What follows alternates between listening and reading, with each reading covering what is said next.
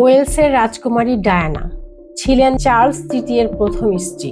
তাদের বিয়ে 1981 সালের জুলাই মাসে সেন্ট পলস ক্যাথেড্রালে হয়েছিল। তিনি প্রিন্স উইলিয়াম এবং হ্যারির মা ছিলেন।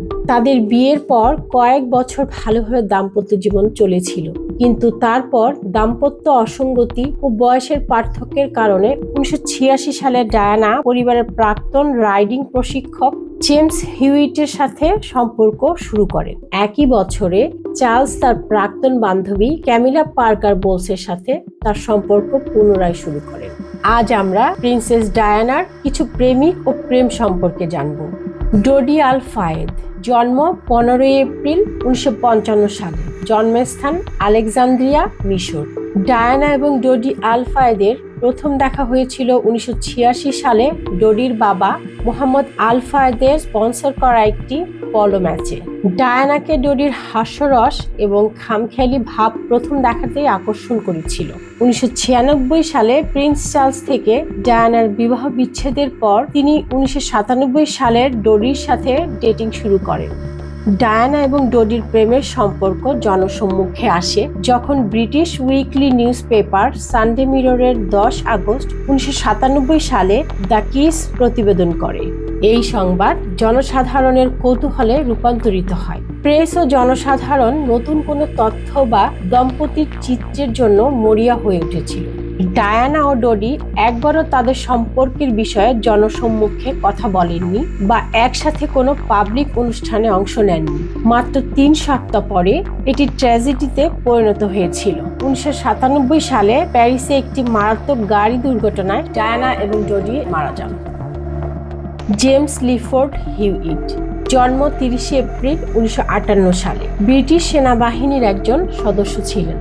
1990-এর দশকের মাঝামাঝি সময়ে লিফোর্ড হিউইট ও ডায়ানার প্রেমের সম্পর্কের কথা প্রকাশ পায়। তখনও ডায়ানা প্রিন্স চার্লসের স্ত্রী ছিলেন। 1994 সালের 1 মার্চ তিনি 17 বছর সামরিক চাকরির পর ব্রিটিশ সেনাবাহিনী থেকে অবসর গ্রহণ করেন। অবসর গ্রহণের সময় হিউইটকে মেজর পদমর্যাদা দেওয়া হয়েছিল। রাজকুমারীর সাথে হিউইটের সম্পর্ক শুরু হয়েছিল যখন তিনি হাউসহোল্ড ক্যাভারলিতে ছিলেন। সম্পর্কের খবর দ্রুত ফাঁস হয়ে যায় এবং কয়েক মাসের মধ্যেই ব্রিটিশ সংবাদপত্রগুলি রোমান্সের বিবরণ প্রকাশ করে।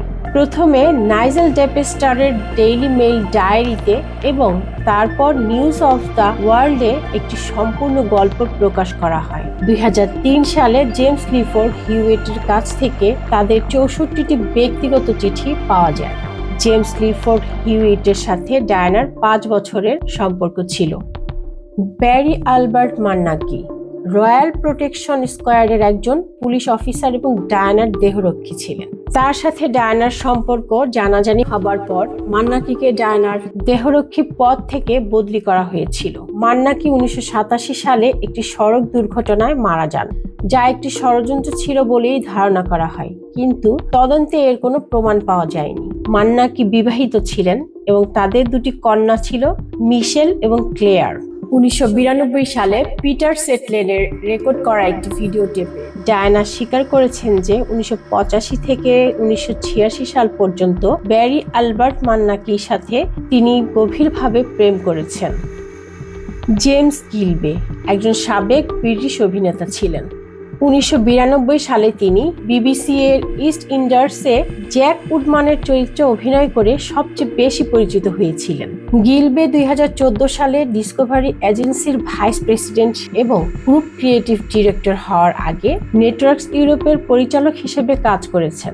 গিলবে প্রিন্সেস ডায়ানার ছোটবেলার বন্ধু ছিলেন।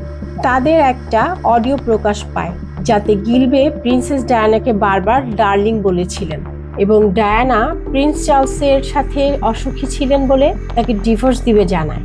গিলবে সবসময় এই প্রেমের ব্যাপার অস্বীকার করেন এবং বলেন, আমরা শুধুমাত্র বন্ধু ছিলাম।